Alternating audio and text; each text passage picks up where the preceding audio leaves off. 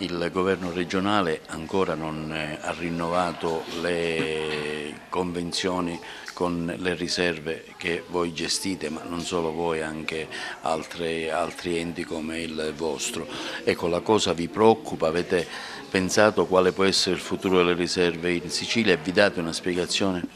Allora, ci preoccupa molto perché registriamo una distrazione.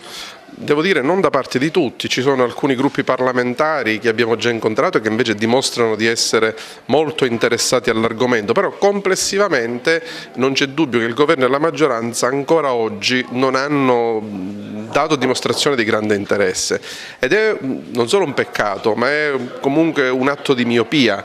La nostra regione è la regione che ha il maggior numero di aree protette in Italia, è la regione che ha fatto la prima legge per la tutela della natura in Italia. Considerate, la legge nazionale del 94 noi l'abbiamo fatta, ce l'abbiamo dall'81. Siamo in una fase in cui evidentemente non si comprende fino in fondo come sia cambiata la storia. Fino a 10 anni fa si diceva che il turismo che andava nelle aree protette era un turismo di nicchia.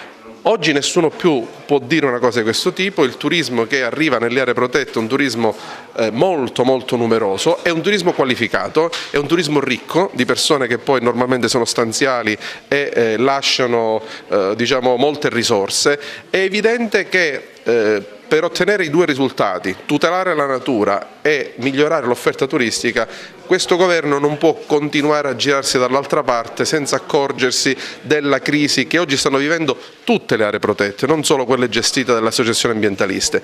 Noi abbiamo forse l'immodestia di dire che tra i gestori siamo quelli che hanno ottenuto risultati migliori in questi anni e quindi ci sorprenderebbe molto se la Regione dovesse fare la scelta di buttare a mare 22 anni di esperienza di privato sociale per magari affidare tutte le riserve alla forestale. Ma il problema è politico o è economico-finanziario legato al bilancio? Ecco, questo è il punto cui vorremmo capire. Allora, stiamo parlando di poco meno di 4 milioni. Allora, se poco meno di 4 milioni sono un problema finanziario per questa regione, vuol dire che non abbiamo capito nulla, perché stiamo parlando di diciamo, una cifra assolutamente irrilevante nel bilancio della regione, quindi è evidente che il problema è tutto politico.